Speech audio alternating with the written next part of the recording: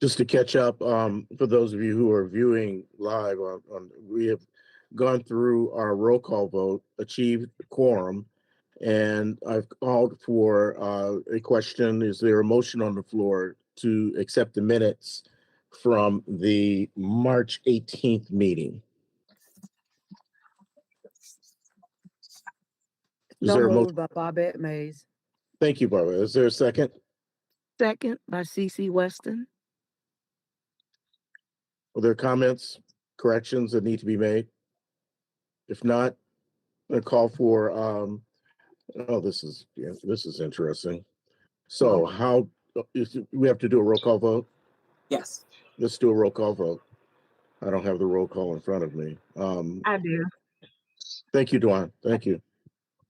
If it's going to take long, do we have to approve them now, or can we wait till like the meeting next week? Sonda McPeters. Senator, there's a motion on the floor, so we need to move on it now. I'm willing to. Was there another comment from another commissioner? Dwana, can you proceed with the roll call vote, please? All right, Dwayne Barton. If y'all can respond by yay or nay on the motion to approve the minutes. Dwayne Barton. Yay.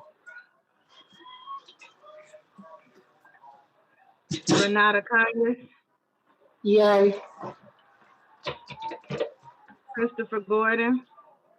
Yay. Roy Harris. Yay. Kimberly Jones. Yay. Dewana Little, yay. Dwayne McAfee. Oh, he's not here. Bobette Mays. Yay. Glenda McDowell. Yay. Dwight Mullen. Yes, please. Yes. Yay. Mildred Nance Carson. Yay. Osandu McPeters. Yay. Dwayne Richardson. Yay. Raynita Waters. Oh, she ain't, sorry. CC Weston. Yay. D. Williams. Yay. MZ Yehuda. Yay. Keith Young. Yay. All right, it passes. Hey, this is Renita.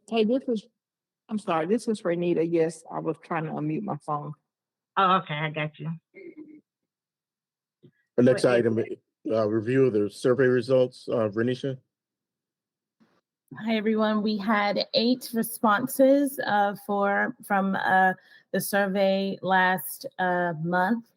Really great feedback to the IFA group, the Health and Wellness group that presented, and also some really great feedback. So thank you all for that. And I just ask that you continue to participate in those surveys. Thank you. Thank you for that. Our objectives tonight are an update from the city and county on budgets. We have an update on community engagement and discussion set for that will introduce us to the global accountability recommendation. Our first item of business will be an update from the city and county. Good afternoon, all. I am sharing my screen. Let me know when you're able to see it. If it's big enough, are you all able to see my screen? Yes. So, Yes. Thank you. At every meeting, we will have an update to the budget. Our last update, I believe, was in February, our February 16th meeting. As you'll see, we have our FY22 revenue expenses, 23, and I am going to jump down to our FY24 expenses so that you can see what we have spent. We have a remaining balance that was moved forward from FY23, which was $2,295,549. There was the city budget allocation plus a 2% annual increase at $510,000. What has been paid out in expenses is our project management contract, which is $45,211. trauma-informed consultant, 67,200. The cease to harm is 87,188. That is half of the contract. Buncombe County pays the other half. And then for books, materials, catering, childcare, ads in the urban news, we are at 29,864. And our remaining balance to date for the city is 2,576,086. And then we'll jump down to Buncombe County. Their initial allocation was the 2 million. I'm sorry, I see there's a typo here. For 2023, the revenue and expenses was the FY23 Buncombe County allocation plus the 2%, which is the 510. And then the cease to harm audit, again, that's half of the audit. The other part was paid by the city, 87,187.50, with a balance remaining from the county of 2,335,625. Are there any questions with regards to the budget? All righty, I will stop sharing.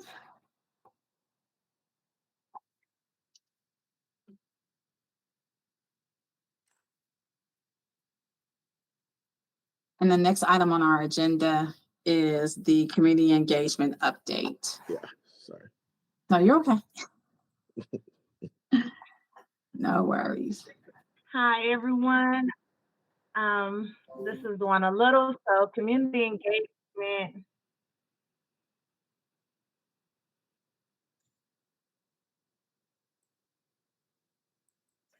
I can't see it yet.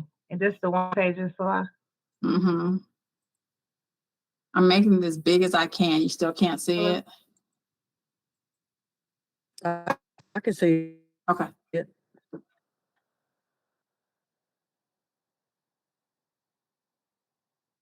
Dewana, are you there? You're on mute, Juana. Okay, I can see it. I only seen a big S for a minute there. So to date, we have had 2 committee meetings since our last meeting, 4 events, and this does not include the data from Saturday engagement, Friday and Saturday, and that will be presented at our next event. But we had our first community engagement session in Hillcrest on Saturday, and I know I did the door-to-door on Friday, and it was a great experience, and I got to talk to people whether they was walking on the street or driving by in a car asking me what I was doing about what their input and the importance of it. And so at our next meeting on the 22nd, if I'm not mistaken, we will be, on the 22nd, we will have all of the updated numbers.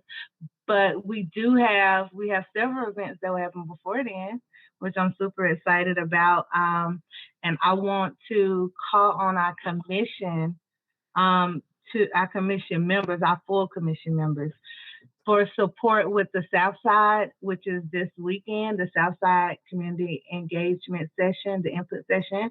That is this weekend. The Southside is huge, and it expands far beyond the public housing community. And so we definitely need all the support that we can get. If you're interested in definitely helping us with the door-to-door engagement, please let us know, but also supporting the input session on that Saturday. It will be in collaboration with the Race to Feed event that's happening at the Southside Center. And so we will have a space within the building while that event is going on to further engage and talk to the community about the reparations and our recommendations. We definitely would love to see our commission members out supporting that on Saturday. So the time for that will be 1 to 5, which we have set a schedule. 12 to 5 is what I like to say, but 1 to 5. And we would like y'all to sign up to support it. We do have a wonderful, wonderful community engagement committee. I'm so excited to be working with them and hearing all their thoughts and helping with developing and building this out and making it something that we can implement. And so I definitely want the support of the commission. And if you're not on the community engagement committee, please sign up because it's going to take all of us. The South Side is huge.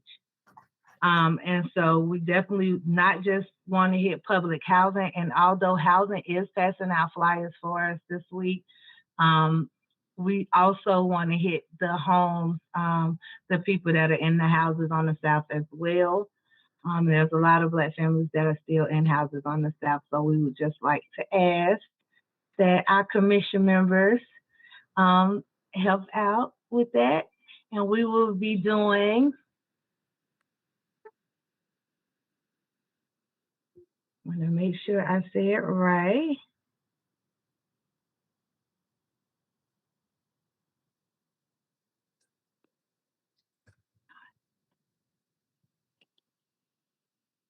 We will be doing the schedule for community engagement. We will be in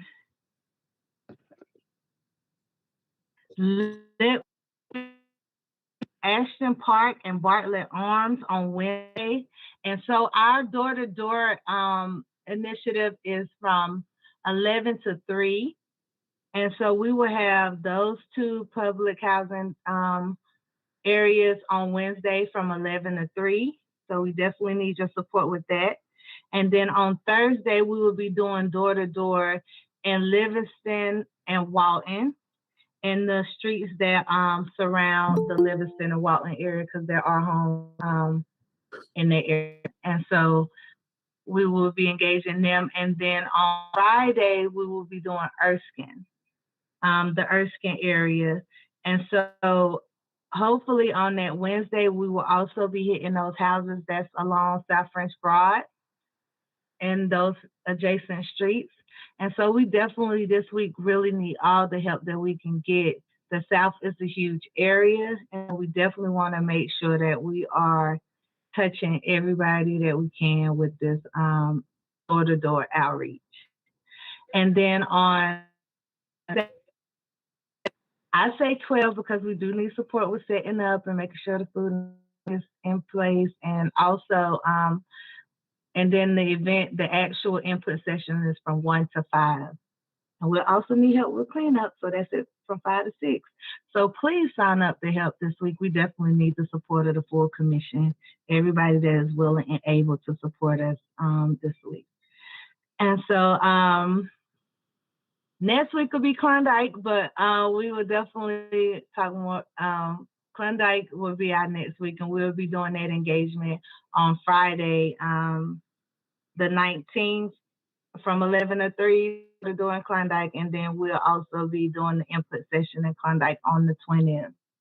So please come out and let us know. We definitely need sign up. One thing that we have learned in the process is that you don't have to come from the whole time. We break it down in shifts. So if you could come from for an hour or 2 hours, it would definitely be a support in any way possible. And so the bigger ask from community engagement is also the Jamboree. So the Jamboree planning is going and taking off. We have a number of vendors signed up, performers, all of the things, which is really exciting that people are willing to support in the ways that they have been showing up. And so the Jamboree, we will have 5 IFA tents. Each IFA will have a tent. We would like to ask that each IFA break down how y'all tent will be manned, who will be in the tent for what shift, and really take the ownership of manning y'all's tent. And so I want to pause and ask if there's any questions, either community and support in that or the Jamboree support. Question, this is Renata. I'm sorry. So are you going to have a tent for each IFA, or are we going to have our own tent? We have the tent, the table, and the chairs, thanks to Parks and Rec. Go Parks and Rec with the City of Asheville. So y'all will have a table, a tent, banner that signifies what your IFA represents. And and table, chairs, and tents. So you will have all of the things that you need for your tent, but it's just the scheduling for who will be in the tent at what time and how y'all are going to man it and make it somebody is there from 10 a.m. to 8 o'clock p.m. That's the time frame for the jamboree. Oh, okay. All the IFAs, all the tents are going to be connected, right beside each other, or they're going to be spread out?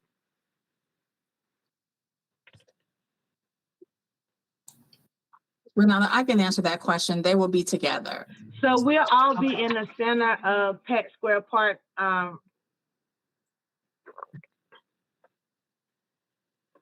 Okay. Okay. I'm asking this Any question more because questions from the commission around the jamboree? I'm asking this question. One is because I will be there as a vendor as well, and so that way I can do my part at the table. So that's why I was trying to figure out where it was going to be at. That's why I was asking the question.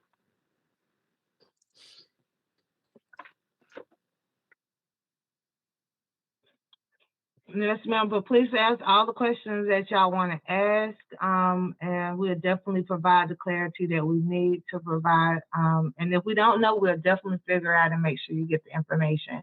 Bobette Mays, I see your hand. Yeah, I think, and please excuse me, but I believe in organization and having it down pat. And we're right now we're almost at the end of the game to try to put all this together. I know that it'll be good, but I think it could be better. I hope we use this as a tool if we do it again. Because what I'm thinking about is Renata was talking about, she's a vendor herself, but the other person in her, it's only maybe her and someone else is on the IFA. And I don't know if Miss Baines would be able to sit out there that time period. And so I don't know if the IFAs have had enough time to say who's going to be there. So I'm just putting that out there. So the next time, let's be just more prepared, because Saturdays is a hard day. A lot of us do a lot of things on Saturdays. We have a lot of things going on. And I think that it's just kind of like a crunch time. So I'm just asking the next time we do something, let's not wait until 2 months till it's going to happen. Let's be more prepared, because I think it may cause some people, and I apologize, I cannot walk in areas where you're going to go door to door. I'm not able to do that and long. So if I'm not visible, it's not because I don't want to, it's just because I can't. So I don't know what other people may have, but I think we just need to find out really in these IFA meetings, let's make sure that we have the people there that's going to be there in those areas and to do what they need to do. Thank you for that, Bobette. Yes, Dion, your hand is raised. Yes, thank you. Thank you, Bobette. I'm just curious also. We have 2 commissioners on health and wellness, and I'm recuperating from heart surgery. I am not exactly sure if Miss Baines, and I will check with her tomorrow, would be able to do a full 8 hours. My question is, do we have additional commissioners who, if they are not going to be sitting at their tables, would they mind assisting health and wellness? Or do we have additional volunteers who might be able to assist us? Thanks. Okay, and to answer your question, that's the point of this conversation, is to figure out what does that look like for our commission. Like this, the engagement plan was approved in February 19th. So it hasn't been a huge span of time.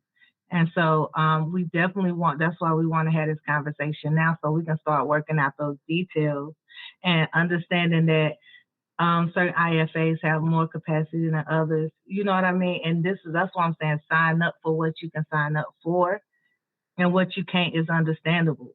We're not asking you to do what is not capacity to do. And I see Osandu's hand. Yeah, I was just gonna say maybe instead of us having like a tent for each IFA. What if we just, based upon the feedback that we're hearing or that we get, maybe instead of having 5 separate IFA tents, what if we just had like maybe 2 or 3 or 4 different areas where there's reparations information and people can discuss in general any of the IFAs or get information about it. I think for the most part, most commission members or the majority can discuss different areas of IFAs and things that we've discussed. So it may be that we need to pivot and just have stations where there's information about reparations versus just having an IFA tent. So I think that that might work better for this specific event. Yeah, I definitely like that idea. Like anything is possible at this time. That's the like point of approaching a conversation. And so like if we dwindle it down to 3 tents, if we want to have stations, have 3 tents, and have information stations or whatever that looks like, this is time to definitely hear from the full commission on the work that and the planning that we're doing so that we can implement those changes. So definitely thank you all for your comments and things that y'all brought to the table because it's things that definitely needs to be considered. Is there anybody else? Yes, this is Renata again. Another question is everybody, are we gonna have information about each one of ours, or are we just gonna, like the 3 tents? That sounds great. I think it's wonderful instead of 5. Promotional material that speaks to it. We do have, I like to say 1 pager, but it's front and back. And so we do have that information that we've been using with the door-to-door outreach, and we will have the one-liners that each IFA has drawn their recommendations down to, the 1 or 2 liners. We are working on getting those on retractable banners that represent each IFA's recommendations. And hopefully the input tool as well will be ready by then. I know it should be ready by then for people to provide their input. So, front and back is much better instead of wasting a lot of paper. We waste a lot of paper already as it is. Front and back is much better, that's my opinion. So, I think front and back is good. So yeah, so we already are using our front and back. I think we done had it since last year. It's been updated, or maybe about a year. It's been updated since, and that's what we've been using as a part of our outreach when we're passing out the flyers for the input sessions.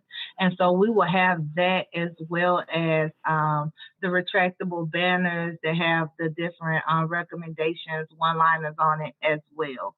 And so it will be material, things that they can walk away with the QR code for the input and all of the things. We are drafting all of that stuff, so it won't be it will be specific information for all of our IFAs, and our recommendations will be highlighted for sure.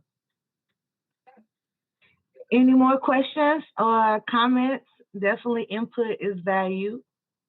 I want to know how we going to put this information with existing events that happen around this time of year. It's a lot of people doing different things around different neighborhoods. How is there a connect to those platforms? So we have been putting it out, and I have been working closely with different people in different communities and different things that's going on. And so like even for our input sessions, we are aligning them with things that are going on already in those communities.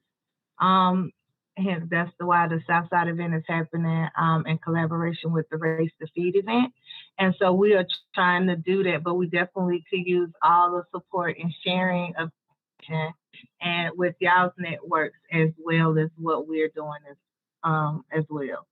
And so if there's events that you think we might not know about, that we should know about, please send me or Salah an email, Dr. Mullins an email letting us know of those events. And so that's community engagement. One thing is there has not been, we do need to touch on the budget. There has not been anything expended as of this point from the community engagement budget that was approved by the commission. However, I have been doing the community engagement work, and in the budget that did come with a fee for services. And so I definitely, in the means of transparency, wanted to bring that to the commission. They shouldn't see if there's any issues with me being in that position and doing that work and being paid for the services that I'm rendering out of the scope of my contract with this commission to do the work. And I will open that up for any comments or concerns. Dawana, you were going in and out a little bit, so I just want to kind of rehash, I think, what you were saying. Dawana is saying that there hasn't been any money spent from the $65,000 that was allotted to the community engagement work. There is money in the budget to pay a community engagement coordinator. There hasn't been any hiring of that. Dawana has been doing a large part of the coordination and work, and what she's presenting to the group is a discussion around her being compensated as program coordinator, because that work is outside the original scope of what it means to be a CRC member. We'll open it up for discussion or questions, and we'll spend about 2 minutes here so we can get to the rest of the agenda.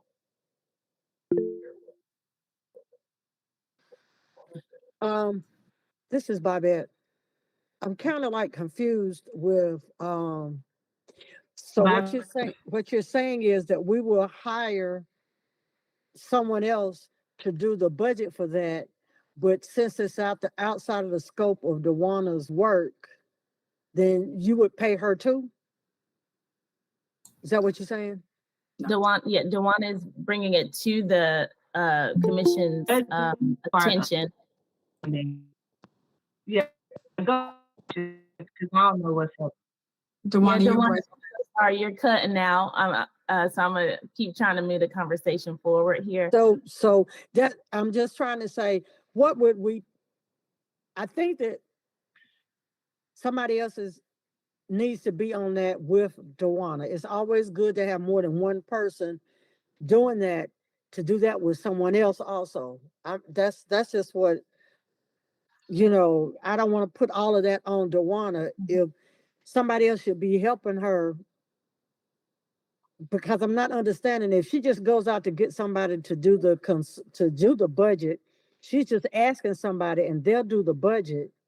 But you're asking for more compensation for her. I bet if I can clarify really quick. Okay, because I'm not getting this. There's $3,500 in the budget for a program coordinator. No one has been hired to fill that role. Dawana is bringing to the attention bringing to the CRC that she's been doing a lot of the coordinating of this work and is asking that she fill that role. So that $3,500 would be paid to Dawana because it is outside of her normal role as a CRC member. So that's what she's posing to the group. Does that make more sense, Babette?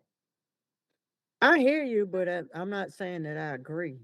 It's discussion. Yeah, I see what you're saying, but I think that I would rather see a program coordinator that would take the time, if that's all they do is to get that ready, and they would be paid for doing that outside the scope of the work, other than bringing something. Dawana's doing, she's going door to door, she's doing all this other work, and there are other people, other commissioners that are doing as much as she's doing. So why is it you can't hire somebody that would be a program coordinator, that's all that they would do, and that would spend their time to do that, instead of saying pile it else on Dawana.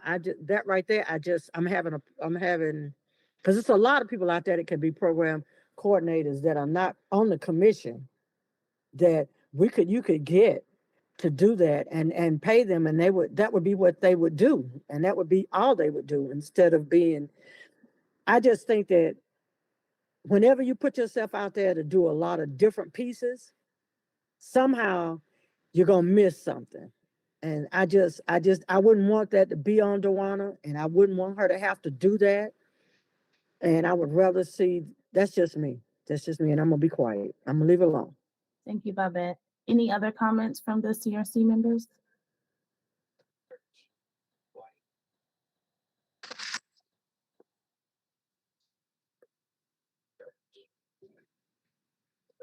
Mr. Harris, I see you on camera. Did you have a comment?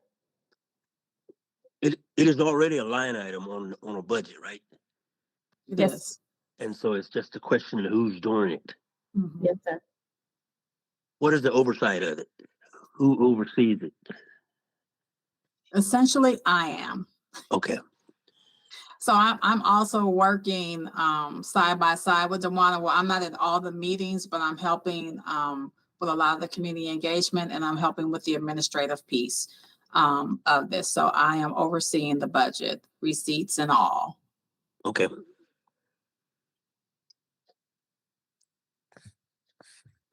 And there's no conflict of interest, right? Thank you, Roy. That's my question. Right. Thank you. This is Cece. That was the there's no conflict of interest. I don't see any problems in allowing Dewana to fulfill that role because she's doing it already. And if there's oversight there, in which the law's already doing, then because it will take time. I know that there are people out there that will probably do it, but that will take time and delay the process. And since the process has already begun, there's oversight in place. As long as there's no conflict of interest, I'm okay with Dewana being the person to do the role. Thank you, Cece. Mm-hmm. And Salah, correct me if I'm wrong, but technically this wouldn't be a conflict of interest because it's outside of the scope of the original agreement for her to operate as a CRC member. So she's Yes, that's my understanding. And so when we go back to what was approved for the community engagement and the budget, we're also paying commission members to canvas, because remember, that's that $25 an hour. The canvassing was not a part of their scope of work. So we approved this, anything outside of that scope of work when it comes to this community engagement could be compensated for outside of what they're already getting. Mm-hmm. And the canvassing is the door to door. Yes. Yes. I see Keith's hand. Yeah, I was just gonna add, just to put in perspective, the reason she probably had to jump in and do all of this stuff is because we still facing this arbitrary timeline. All of this work has to be done, and somebody has to do it. And you can wait to try to find somebody to pay them to do it, but this all hands on deck is everybody's behind the 8 ball. Thank you, Keith. Mr. Asandu. I think that there is a subcommittee that Dewana is working on with this as well. And so I agree with what CC and what Keith just said, but there's oversight with Salah, but there's also a group that she is reaching out to and running ideas through. So it sounds like it's streamlined, so that if she's to do it, that there's others that are assisting with the decision making as well. Thank you, Asandu. So for time purposes, Salah, is this something that needs to go up for vote and approval by the commission? I think so. Brad, I know that we didn't have it as a vote, or is it okay if we vote on this? Hi, Salah. Yeah, I think it's totally fine for everybody to vote. And on the question about a conflict of interest, I think that the potential conflict would arise if Dewana votes on this particular vote. So we should go ahead and just remove her from the vote one way or the other. Other members can vote. And I think what you're voting on here is essentially a recommendation to Salah, who is the actual manager of the budget. So just to put all this into perspective. Thank you, Brad. Brett, thank you for that. That clarifies that this vote is actually a strong recommendation of guidance for Salah. as she co-administers this community engagement piece. And I think that the time factor is such where I guess the only way to do it is with a roll call vote. Yes. Then let's do it. Do we need an official motion? Yes. I move.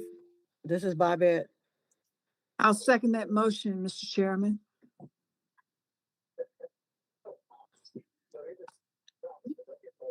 This is Can D. you proceed? Williams. Thank you. Yeah. Thank Yeah, you. I made the motion. Thank you. Dee Thank you, Ms. seconded. Bobette. D. Thank you. Williams, second. Mhm. Got it. Thank you. Can Who you has all, the role? Keith Young, can you all clarify what the motion actually is that we get ready to vote on? Just, I mean, I know what it is, but just, it didn't come across that clear. The motion is to approve Dewana Little as the project coordinator for community outreach at the sum of $3,500 or whatever that line item is. Is that correct? That is Yeah, but correct. I made the motion, so I got to say it. I'll second it. Okay, whatever it is. And before we go on, I just want to make it clear, I just didn't want any more on Dewana if she couldn't handle. Because if she's doing, because she is doing the work, she's doing work that I wouldn't do. So, yeah, I just wanted to make sure that we're don't get drawback, and I don't want to get burnt out. Okay. So can we get a formal motion, please? From you, I Bobette. make a motion that we send a recommendation to Salah for Dewana Little to be the project manager of this, and receive the $3,500 for doing this for these Community. events. I'll second that motion. This is D. Williams. Thank you. Who has the role? So, you want me to do it? I have it pulled up. You got, okay, go ahead. Yes. So just simply say yay or nay. Dwayne Barton, Yay. Norma Baines, Renata Conyers, Yay. Yes. Christopher Gordon, Yay. Roy Harris, Yay. Shonda Jackson, Kimberly Jones, Yay. Dwayne McAfee, Bobette Mays, Yay. Linda McDowell, Yay. Tamara Miller, Dwight Mullen, Yay. Mildred Nance Carson, Asandu McPeters, Yay. Thomas Priester, Dwayne Richardson,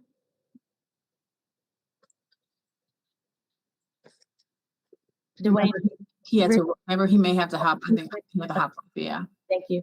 Eric Robinson, Raynita Waters, Yay. CC Weston, Yay. D. Williams, Yay. MD Yehuda, Yay. Keith Young. Yeah. Okay. Motion passes. Thank you, Dewana, for accepting this role and the work that you've already put into it. I appreciate the efforts and your energy. Our next item on the agenda, if we're ready to go there, is a presentation from the city and county on our progress as a commission. Okay.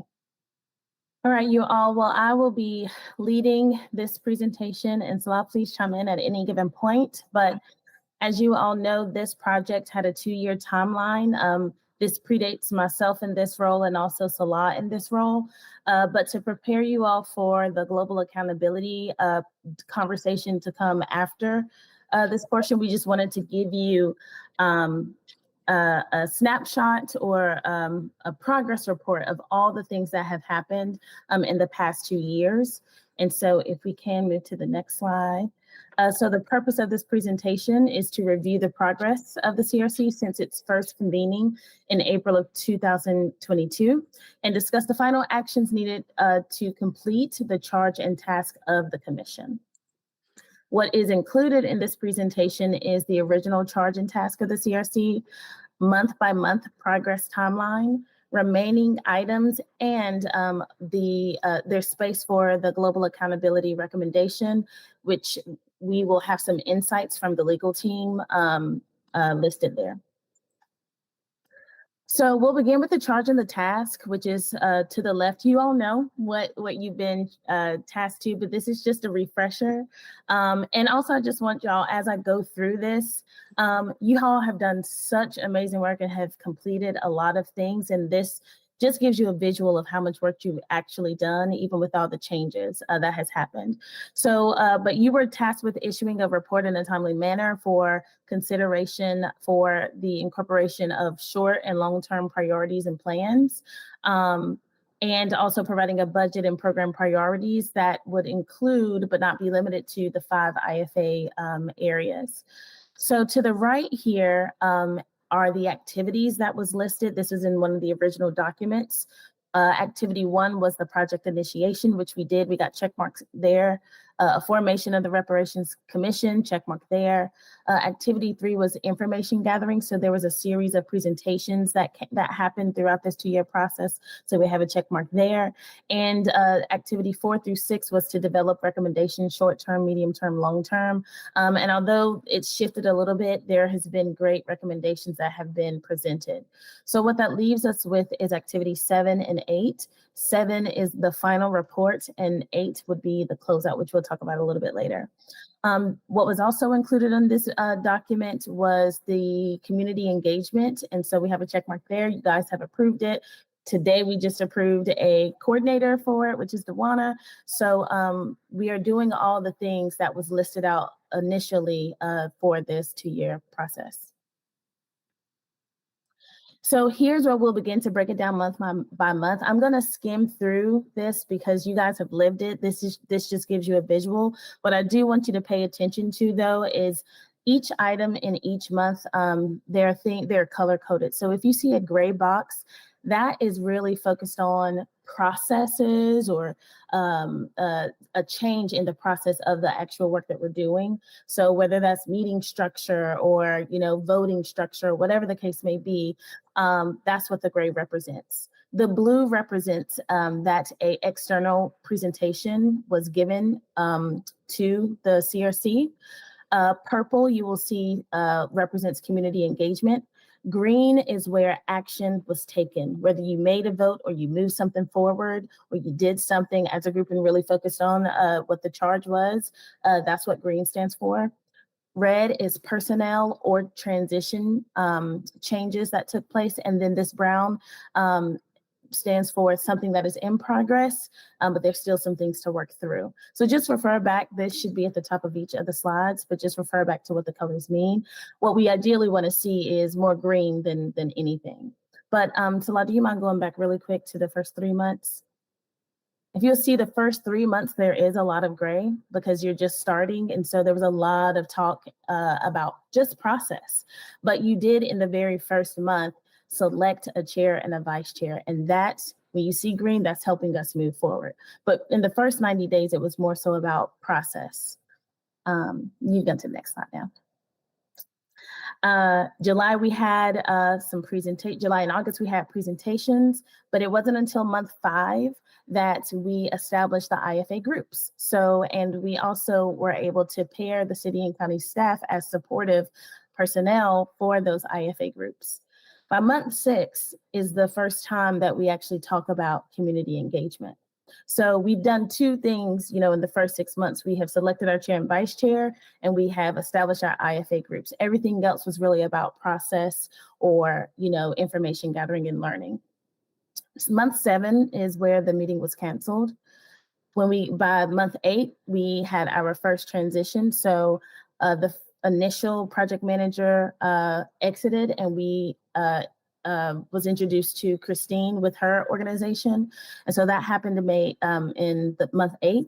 That was also the first time that the Cease the Harm audit was introduced to the CRC. That recommendation was introduced to the CRC.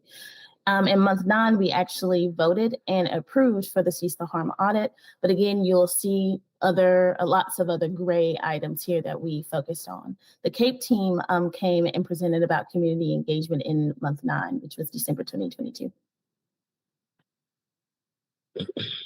This then brings us to 2023. January, again, some more gray. We got new project management, so there's processes that are changing. I believe it was Dr. Mullen who presented to the city and the council for the immediate implementation of the Cease to Harm audit recommendation. And so that happened in month 10. And then you'll see in the remaining months, there's always an update on what's happening with the Cease to Harm audit. So month 11 in February, we created a work group similar to this community engagement committee. We created a work group to work with city to develop the RFP, to review the RFP. And many of you were a part of that process in selecting which organization would complete the Cease to Harm audit. There's a lot of blues here, lots of presentations about different things from folks, but you can see that the Cease the Harm audit was really moving along in the green. By May, month 14 is where we begin to discuss the CRC retreat, and we approved the CRC retreat in month 15, which was June. July was actually the CRC. That is when I was first introduced to you all. And during that retreat, a lot of progress was made. There was a lot of talks around the process. We were doing the work on the recommendations on all of those things. Month 17, we talked about, or we met the team from the CEAS, from the Carter Development Group. There were recommendations. I believe the accountability recommendation or discussion was just being birthed in month 17. And also we received a report out from the summit that was happening around community engagement. Month 18 is where we officially voted on the definition of reparations. And so just keep that in mind. At a 24-month process, 18 months in is where we actually finalized a definition on what we wanted the CRC to, how we wanted the CRC to define reparations. And then we had a vote on an updated project timeline. By month 19, October of last year, we had another transition in project management. And so that was when the extension of an extension of our timeline was first introduced. And you'll see that even though we had a transition in month 19, there's a lot of green that has followed. So I was introduced as facilitator month 20. A new project plan and roles and responsibilities was presented. The justification of an extension was presented to the city, city council. By month 21, and again, this is a 24-month process, by month 21, there's still some process information that we're reviewing, but we began to have our first joint recommendation presentations with Education and Economic Development. And the presentation, Dr. Mullen, our vice chair, and our co-chair, Dewana Little, presented to the city council meeting about the extension. We also did approve or did receive approval from the county that the extension was approved an additional 2 months by the county. So that actually should be green. I apologize there. But there was a lot of good movement happening in December of last year. Which then brings us to 2024. January, the city gave us an update and they approved that 2-month extension. We received the presentation from the Cease to Harm audit. We also heard a community engagement a recommendation or presentation from RJC during the month of January. And then again, another personnel transition. So there was the retirement of the previous equity and inclusion director. And this is when Salah stepped into the role as the new equity and inclusion director. February, again, a lot more green, a lot of action being taken. There was an adjustment with, vendors and the process for vendors, but we received a beautiful community engagement presentation from the vice chair. You all voted on the budget, approved it, and we also still gave additional space for the Cease the Harm Q&A. Last month, March, we received great recommendations from Housing and the Criminal IFA. We received the final presentation from Cease the Harm Audit. We received a presentation from the Health and Wellness IFA, and the Community Engagement Committee established a schedule. So there was lots of action taken, lots of movement in March. There's still some process things to work through, like the refinement tool, which is almost done there. So that brings us here to April, which is that yellow box. So this is where we're giving you the 2-year review. The community engagement events are still happening. It's brown because it's in progress right now, still working through some things. That community engagement tool, the IFA group leaders have created 1-line sentences, and that will be available in a printed version as well as a QR code for all of these community engagement events that Dawana is leading. And then we have this, conversation around accountability, which we'll talk about in a second. And we'll talk about preliminary voting recommendation or preliminary voting. So things that we need to be prepared for, like how do we decide what to move forward? And we'll address that in our in-person meeting in April. So that leaves us with May and June with the current timeline structure. And so what's remaining here for May, actually, yes, go ahead, Salah, you can go to the next slide. I might be skipping ahead of myself. So for the month of April, the city and city staff is working closely with the Community Engagement Committee, and you all have just approved a Community Engagement Coordinator. The Jamboree event is happening April 27th. So while there is a lot of work to be done, that work is in progress. And the county has, they're doing the final tweaks to that community engagement tool to help collect all the feedback from community members. So that is what's happening this month. On the next slide, we'll see a summary of what is to be done in May. And so, Salah, if you can go to the next slide for me. You'll see that, on the right side, what's listed out is the writing of the final report, continuous community engagement, and the final presentation prep. And so the city is working with a group of commission members who have volunteered to contribute to the final report. This report does need the voice of the CRC members, so it's not just written from an external view. You all have lived it and experienced it, so that committee is developed. Community engagement events will continue, and we are proposing to reserve June 1st for another CRC retreat, just to continue to finalize any outstanding items. And also in my one-on-ones with you all, a lot of you mentioned that you would be open to having a retreat, something around, trust building and healing.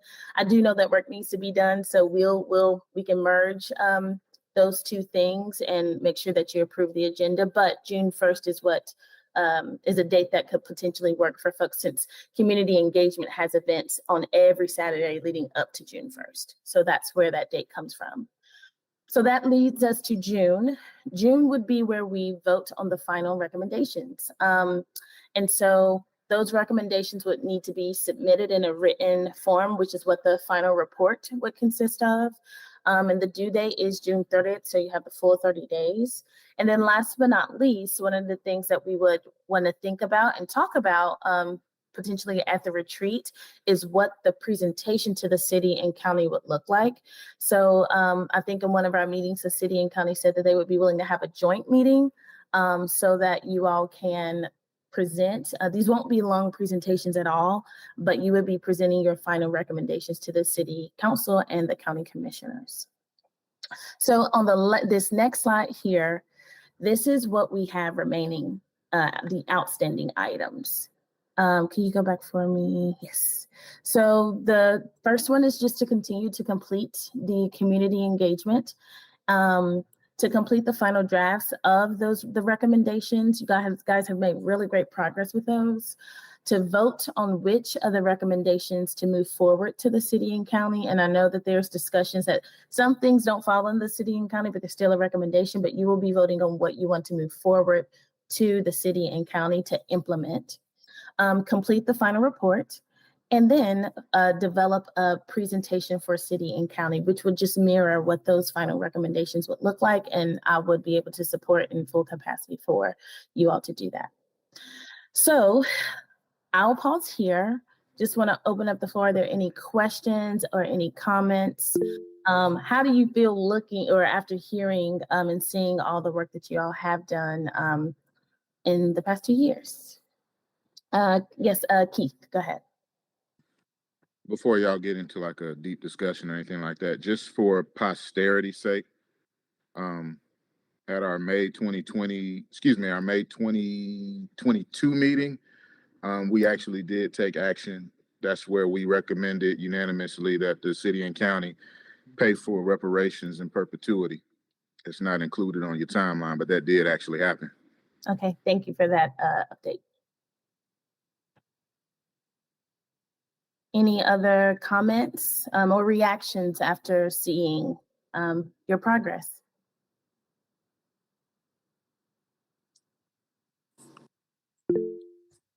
Dee, go ahead.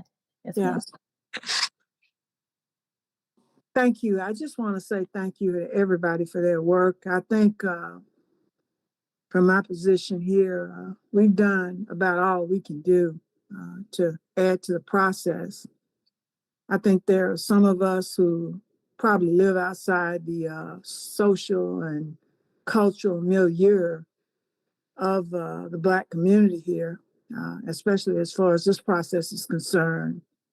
I don't know what else we can add to it. We have attempted to add some intellectual capital to it, and it has not been, I don't know, whatever, I just see that we're just trying to help, and I don't know if this is a time for all of us to be involved in it. I'm just trying to make my mind up where the exit should be. So I just want to say that I've enjoyed working with you all, and I just look forward to great things. So thank you. Thank you, Dee. Mr. Roy, I see you on camera. Did you have a comment? Mr. Harris? Great job to everybody. I ran into a young lady last week down on the block who was from San Francisco or Oakland or one of those cities out there. And so she was very much interested in what we were doing because it sounded as if one of those, they're thinking about something similar to what we're doing. And so people will come to us. They will come to Asheville as they did the first day we said reparation in Asheville. There was a group that came to Asheville saying, what are y'all doing? So now we'll be able to show them this is what we did and this is the process. And I really want to give a kudos to you personally, as you helped us through this process, took all of our comments and took all of our ways we are here in Asheville. But I think it's gonna be something that ends up that we will be proud of. In fact, I've told people that I've already put my granddaughter on notice that you were to come back to Asheville and check on our progress, maybe 5 years from now or 10 years from now and everything. And so, great job, everybody. We got to get through the jamboree and the community engagement and write the report. And now we're not going to have any hiccups when it goes to the county and city, are we? Oh, no. Thank you. Thank you, Mr. Harris. I mean, it's a good segue. I don't want to, I do want to be mindful of time, but I do want to segue into what we wanted to do was spend some time to give you guys an update on what we learned from the legal team. And we do have Brad here to kind of be able to talk through those points. To Mr. Harris's point, are we going to have hiccups? I know that's a question on everybody's mind, but what we do want to do is give you some updates from the legal team. And then in our meeting in April, we'll be able to have a more robust conversation about global accountability. So, Salah, do you mind sharing the next slide here? This is my final slide, y'all. So here are some things. This is bullet pointed out, some things that we learned when chatting with the legal team. So, the city county staff will be responsible for the implementation of the approved recommendations. That's within their control and authority. So if there's something that's outside of their authority, they wouldn't be responsible for, but whatever is in their authority, they would be responsible for implementing. That is city and county staff. And all the expenditures must receive the appropriate city and county approval, and they will retain full control over budgets. If a third party is contracted by the city or county to provide services related to the monitoring and accountability, The selection of this entity will be done through a competitive procurement process conducted by the local governments. So that is essentially saying the same process that the Carter Development Group went through, having to put in a bid. A third party would have to do the same thing. So they would have to submit an RFP and go through that process. This third bullet point here, if the city and county collaborates with a third party entity without funding it, then competitive bidding may be unnecessary. So that is like a nonprofit supporting the reparations process. And then a third party, whether as a contractor or partner, may provide analysis and recommendations to the city and county by the local governments, retain the final, however, the local governments will still retain the final decision-making authority. So what's proposed by the legal team, just making sure that we still follow all laws and protocols, they support the independent creation of a nonprofit to provide oversight of the CRC recommendations and manage additional fundraising and reparation efforts. Or they also support the development of a community advisory council for city and county staff to share progress and reports on the implementation of CRC recommendations. So a nonprofit, you all know, is a business, but a community advisory council would not be a business, but those are two options. So I will pause here, and Brad, if you can pop up. This is open discussion. If folks have questions about what they see here on the screen, Brad will be able to answer. Is Brad still here? Hi, Vernicia. Yes, I'm still here. Okay, perfect. Thank you, Brad. All right, we have a question from Dee. Thank you. And I just want to say kudos to the legal team. It's almost like a dream come true for me, for you to come in. And I guess my statement is, you're talking about a Lisa Maneri institution, a 501c3 community development corporation, which would have some, I guess, input to the city as far as the funds are concerned, but the city would be a conservatorship over those funds. And of course, these are taxpayer dollars. Is that correct? And the reason why I'm asking this is that so many of us have remained in the background while this was going on, and we've been chanting this all along, and just hoping that it would go this way. So that's my question: is the city going to be to be a part of this process as far as accountability, since these are taxpayer funds? Thank you. Good evening, everybody. Thank you, Dee, for that question. The short answer is yes, that's correct. What we've tried to do on this slide is cover some basics over a variety of different options that the accountability could actually take on. A couple of the recommendations which we felt were in alignment with what the commission was recommending, and also which we felt had the least legal barriers, were two. Number one was the creation of a 501c3, which essentially is a nonprofit that would have multiple benefits. In fact, the city could partner directly with that in a way to oversee some of the accountability issues and questions that you've got. And we wouldn't necessarily have to go through a competitive process to have that relationship.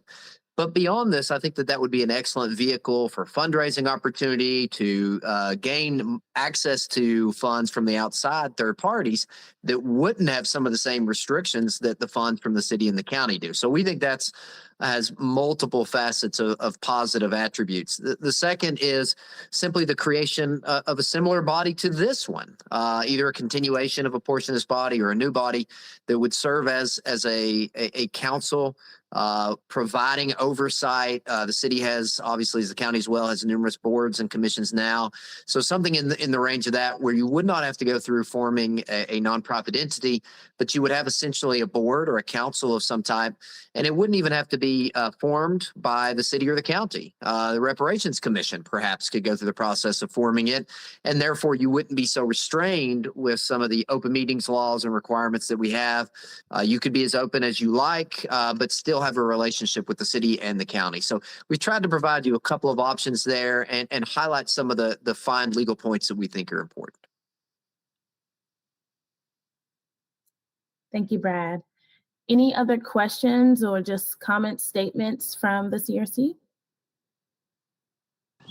I had a quick question about, you said wait until June for the to put us some recommendations, and I wanted to make a motion that we approve the top 3 recommendations of the 5 IFAs. And why we have to wait till June to do that when we didn't do it for the Stop the Harm? Mr. Barton, I don't think that, actually, I'm gonna yield to Salah on that one. I knew that was coming my way. That's a great question, Dwayne. I'm not sure if I have the correct answer. I will say that I don't see a reason why you don't have to wait, right, to make a recommendation. However, I don't think that everyone has had an opportunity to sit down and actually go through all of the recommendations.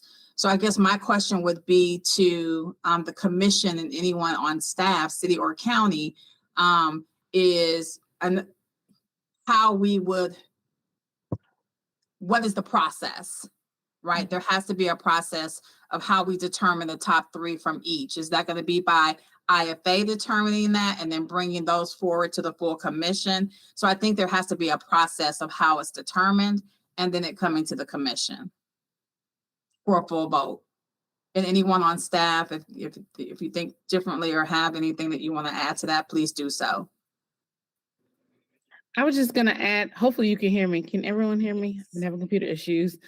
That yes, and so that's why I think we asked a while back if there's any new recommendations to send those forward so those can continue to go through the process of having a review by city and county staff to provide feedback so that you can continue to move forward.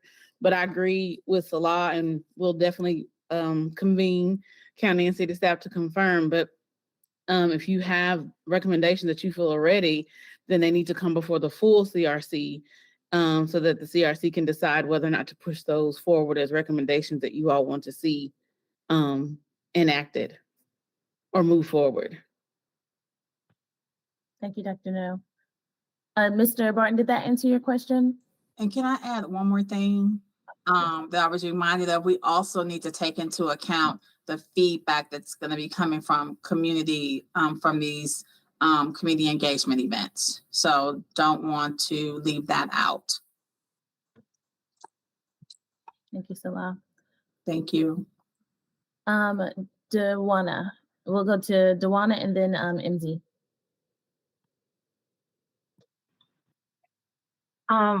Hey, Brad. Thank you for being here. So, I guess my question is not just to Brad, but it's just like I keep replaying some things that were said in the audit as far as things that need to be addressed internally in reference to both the city and county, and the things that actually marginalize out Black business. So when I see procurement process, competitive procurement process, I'm just trying to figure out, like, if we say we develop the advisory council, either one, and we some of our recommendations require that you work with a third party organization. Let me say, going out, say YTL or My Data Taught Me That, or one of those type of organizations, right? And one type of youth organization, let's just be specific to the topic, right? And so if they have to go through that competitive procurement process that has not served Black people in the past, how do we expect it to serve them now? And I guess that's a concern for me. Like when I see competitive procurement process, even with the disparity study that the city does internally, less than 1% of Black businesses actually making it through that process. And so even with the results that just came from the auditors from the Cease the Harm, it still further suggests that that's not the best practice. And so I just wonder, like, that some things need to change in that process. And so I just wonder how that would be different moving forward once the recommendations are submitted and this is over, regardless of the oversight body. because it's still coming through the city process. It's not bypassing it, especially. So I think that's my concern, because I just think about what we just heard in the audit, and I have some concerns because those things haven't been addressed yet as institutions. And so I'm gonna leave it there. Well, I know there's other hands. I just want to briefly take an opportunity to respond to that.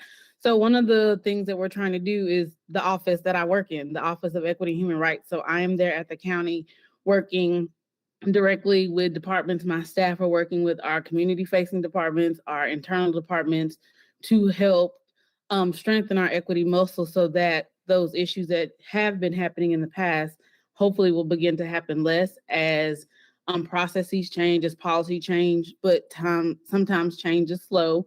We're working in addition to what we're doing for reparations. So know that there are pieces in place at the county, and I'm sure at the city as well, through our equity offices, where we're trying to have strides and movement forward in those areas so that processes are getting better, policies are getting better, so that when a RFP process happens, it is more equitable and there are more opportunities. So it's a work in progress. And I do echo what Dr. No said. I know that there are other hands up, but I want to echo the same thing for the city. I will tell you that our ABI offices, which is our business inclusion office, had a vacant manager's role for quite a while. And we have just hired they have just hired someone. I will share that person has come from my department, Marcus Kirkman, and he is now the ABI manager. He is awesome at what he does. He's really about equity and inclusion. And so I am hopeful that, as Dr. No says, change can be slow, but I think that he's a great asset to that office and that department, and we will definitely start to see some changes. Thank you so much, Dr. No. Did Brad, did you want to respond to Dawana there? Yeah, I'll just add, it's a fair question, Dawana. It's one of the reasons we did the audit was to shine light on the things that the city and the county had not been doing right or needed to improve upon. So the first step was getting that audit. Now we, I think, are waiting for some of the recommendations to come out of this particular body to the city and county about what you would like us to see implemented from that audit. But in any case, I think the staffs on both sides are going to be using that to try to continuously improve on what they're doing. And then I'll just also note that, we're always going to be constrained by state law. The state law is probably going to require us in some situations to do a competitive process. So depending upon which road the commission would like to see us go, if we had to obtain a contractual firm like we did with the Carter Group, we would have to go through a competitive process. There's policies and state laws that dictate those things, but you do have some other options we tried to highlight as well that don't necessarily involve that particular process. Thank you, Brad. In this order, and I just want to do a time check. We have about 7 minutes before the close of the meeting. But I believe MZ, you were next, and then we'll go to D and Mr. Young. Hey, good evening, everyone. Thank you, Benicia. Two questions, really. First is for Dr. Armstrong, Salah.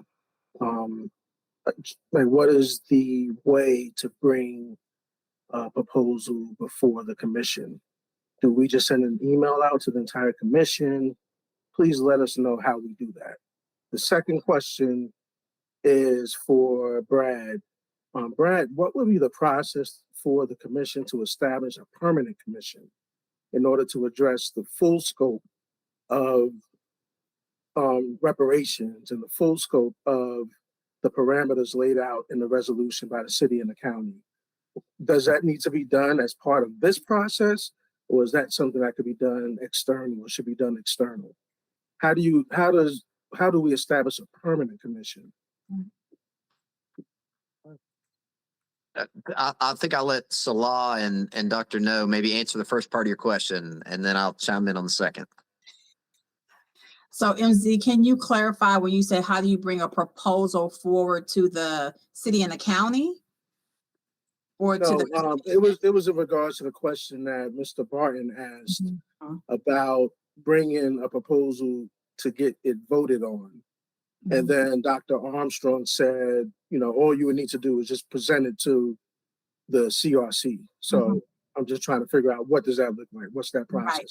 And so the same way that you all did the cease the harm, I think Dee was the one who made the recommendation that there be a cease the harm audit. You all can say, you or Dwayne can bring that forward to the commission and then have them vote on it. At the next meeting in person, or how do people get word about it? Like, should we send it out beforehand so that they can review it? Or I would do that. That would be my recommendation, so that other people can read through it, so that when they come, they're making an informed decision at that next meeting. And MZ, I would also add to let us know if that's something that will happen, so we can make space for it on the agenda. Yeah, thank you, Bernicia. You know, MZ, I'm going to try to answer the second part of your question now. With regard to trying to form a permanent commission of some sort, I think there's two ways to do that. Number one is the same way that this commission was formed, by having an official action taken by the county commission and the city council to create such a body. I don't know that that's necessarily how you want to do it. I think there's some positives and negatives. The other is simply for this body, I think, at the end of your work, to maybe vote to form its own commission, or simply do it outside of this body. And what I mean by that is form your own advisory council or board, or whatever you want to style it as, that would not be officially formed by the city or the county. And by doing that, there's some positives and negatives. The positives are that you would have complete control of who's on that board, how you would meet, when you would meet, and you wouldn't be constrained by the public meeting rules, having to make sure that you're officially noticing those, to providing meeting space so the public can access it. But as long as it's a body and the city and the county governing boards are willing to work with that, you don't have to be officially formed by either one of those local governments. You could be formed outside of yourself and just work in partnership with the local government. So those are your two options of being officially formed, at which point you would just, again, take a vote to recommend to the city council and the county commission that they form a permanent body, or form your own and then make a request that those local governments work with you going forward. Thank you. Thank you, Brad. All right, Dee and then Mr. Young. Thank you so much, Venetia. And I just want to say, I want to just ditto what Brad said. There are legal requirements when you start getting into formal contracting processes. As someone spoke about procurement and contracting, there are thresholds that the state laws have in place. And if you're not familiar with those, you don't need to mess with contracting. Let me just say that. If you're not, there's a lot of nuances as far as procurement and contracting are concerned.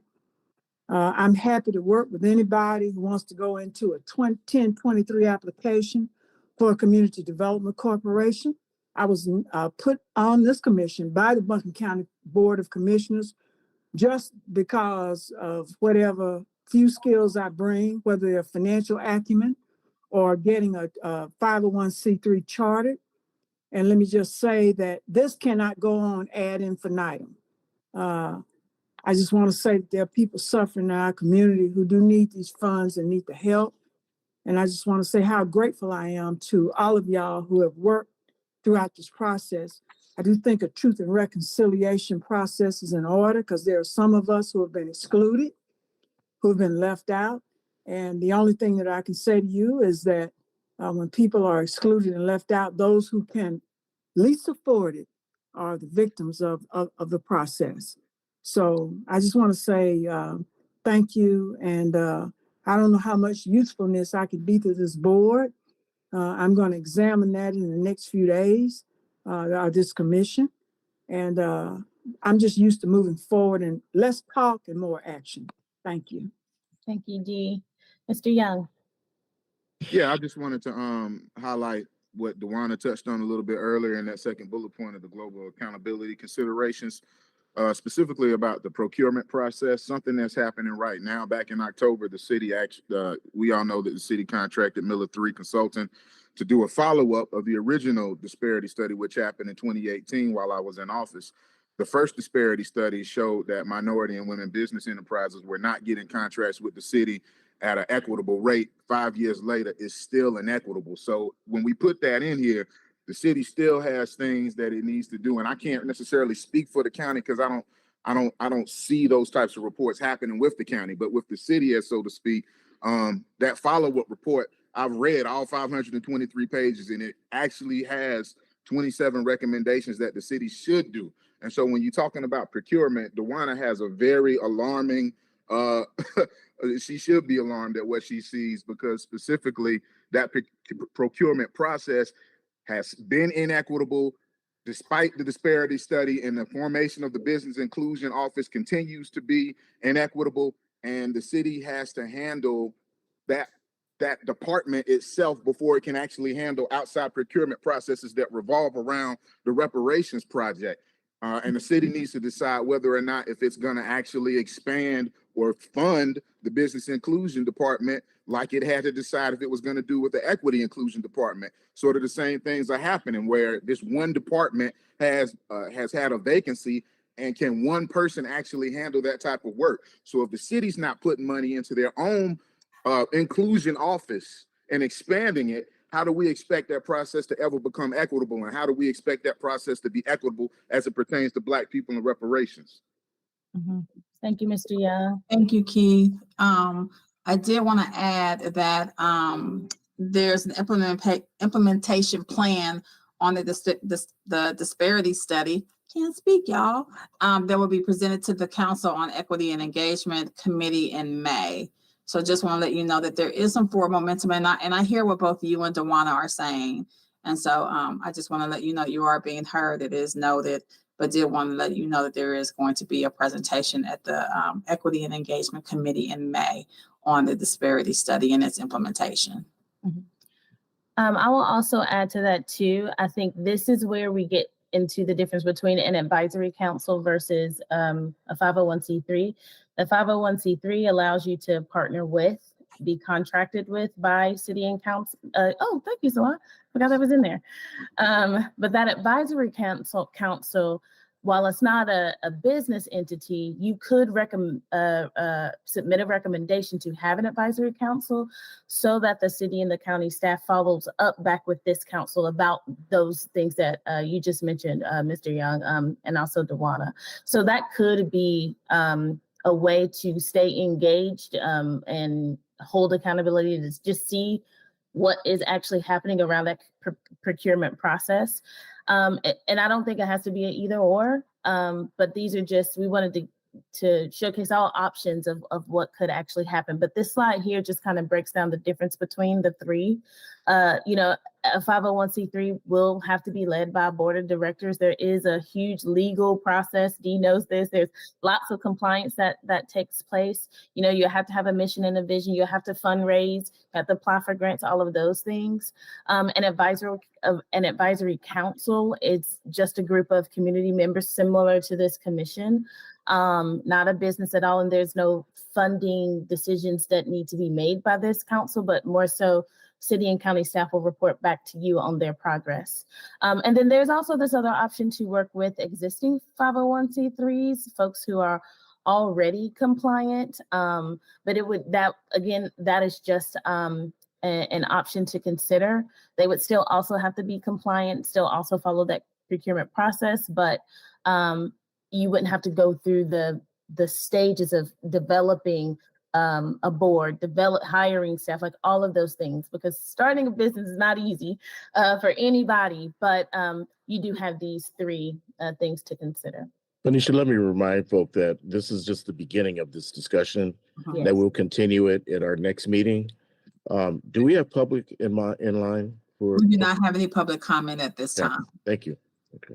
Perfect. And I know there are 3 hands raised. We are at 8:04 for after the hour. So that we want to take those final 3 questions before we end the meeting. Yeah, I think Mr. Barton just I think his hand just been raised since the last time, because I called him a few times. We can take these last two comments. If there are questions, you can send those in an email. But it is 8:04, so if you can limit your last comments, and then we will continue this wonderful conversation in our meeting in person. So I can't remember who was first. I don't know if it was Dewana or Dee. I just want to clarify the purpose of my statement, because I want to make sure that the CRC understands the premise of my statement, is because, like, regardless of whether it's a state requirement or what that looks like, all I want to do is, what I'm trying to say is, this is reparations funding that is supposed to be specific to Black people.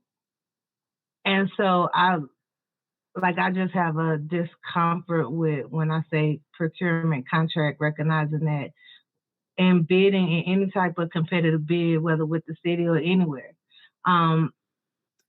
bigger companies, bigger institutions recognizing the economic disparities between Black businesses and what that looks like, and trying to even compete at that level will marginalize out Black businesses to do the work. And so, and putting Black reparations funding into white hands to do work for Black people, which historically has been proven not to work, that has been the status quo. And so that's the purpose of my statement, is like, how does that work? And how do we ensure that this money goes into Black businesses' hands instead of necessarily white businesses when we're talking about Black reparations? How do we get, I hope that the plan that's been presented to the city and county, or the city around the disparity study, does include ways to incorporate and have to elevate Black businesses. And so to be able to compete in that competitive market, understanding the dynamics and the restraints of the city and their requirement to apply with state compliance things. Yeah. So that's the purpose of that statement, is like, yeah, how do we keep it Black? I guess that's the best way to say it. Thank you, Dewana. And that question, I'll make sure we make a note of that so we can continue. We can kind of start the conversation with that, Dewana, because I think we need some time to commit to that conversation. Dee, final comment, and then we will need a motion to close out. Thank you, Vernicia. First of all, there are not many people who are in the seat that I'm in. We negotiated the first contract with a Black contractor in the city of Asheville. Let me just say that I've heard the comments here, but it is not about making sure. What you've not made sure is that you've not made sure that the people that the city has been giving contracts to have been doing what they said they would do with Black contractors. Yeah. And there's the disconnect. And nobody's been held accountable. There are some of us who were there, and we negotiated these contracts. This is a historical fact, and you can look it up, that the first contract the city ever awarded to a Black contractor was Luxury Services out of Hendersonville, and I was the negotiator. Mm-hmm. So it's not about that. It is about some of us being left out of process who have some skills. And I'm let me just say this. Time is of the essence. And basically, if you don't want it, somebody else does. And so what we're going to do, and I've looked at it, is we need to foster a relationship with people who work with us. Mm-hmm. And I have not found this in this reparations process. There are some of us that are castigated to a non-participatory role. And so I am looking for people who will work with me based on our ability to get the job done. We've worked with a lot of Black contractors. Let me say this, unless you know the competitive bid and procurement process, what you're talking about is something that is totally academic. There are some of us who are skilled at this. And make no mistake about it, we know what we're doing, but we've not been in the process. And so I want to work with people who want to work with us to help our community and our Black people. And so I would say to you that if we have a process outside of this one that will connect with the firms and or other organizations, whether 501c3s or whatever they are, that will allow it, I am all for it to help the people. But what you're talking about, many of you who don't know what you're talking about, because you have not ever participated in the competitive bidder procurement process. And that is a process. So I'm going to leave it at that and just thank you for all that you do. And hopefully there'll be some room for those of us who've been left out and those of us who know how to help people. Thank you so much. Thank you, Dee. Thank you, Dee. Do we have, so you all, we thank you so much for this conversation. I apologize for, keeping you over without asking for permission first. But we have reached the end of our meeting. I promise you all, we will continue this conversation in person, but this was really to just lay the foundation and give you the facts of what we're dealing with when it comes to global accountability, so that you can actually write something that could be, potentially approved. So Dr. Molina, I'll give it back to you to close. Just looking for a motion to adjourn. I make a motion that we adjourn. This is Bobette Mays. Thank you, Ms. Babette. Is there a second? I second. Just the one a little. Thank you. I take for granted if there's no objection, that's what we'll